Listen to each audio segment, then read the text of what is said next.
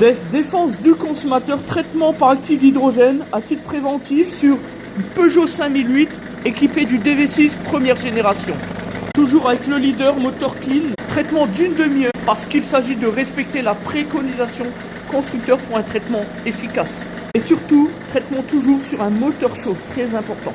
Tous les 5 minutes, on va faire des petites variations sur la zone de 2000-2500 tours pour faire travailler la soupape EGR simplement, comme ceci.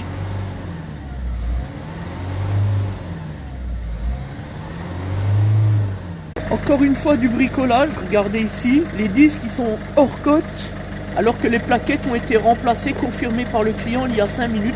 Ici, les plaquettes de frein arrière sont mortes, les disques en bon état. Nous allons également ensuite réaliser la révision constructeur.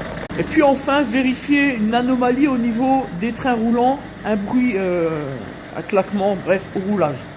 Voilà pour le principe de transparence concernant cette intervention que nous allons donc réaliser dans quelques instants. L'objectif du traitement à l'hydrogène, c'est un traitement préventif à réaliser chaque année, tous les 10 ou 15 000 km, une fois par an, surtout si vous roulez peu. Parce que c'est exactement les conditions qui vont permettre un surencrassement généralisé et exponentiel de l'encrassement, non seulement du filtre à particules, mais pour tout dire, du moteur également. Et donc de ces éléments internes.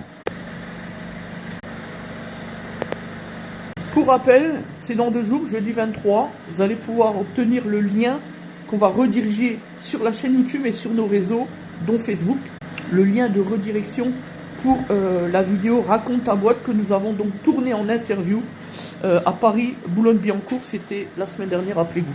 Dans le cadre de ce document vidéo, on met en avant 9 réponses par rapport à des questions qui sont centrales, en tout cas pour nous, sur qui nous sommes, sur la stratégie de l'entreprise, sur les gens qui comptent pour nous, notre manière de fonctionner, la défense du consommateur, le retour à la confiance.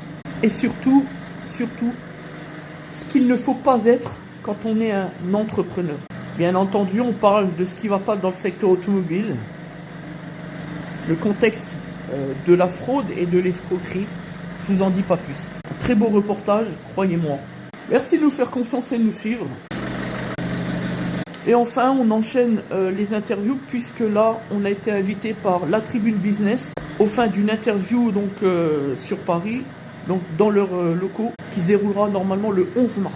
Enfin, le tournage. Voilà pour la renommée qui est la nôtre.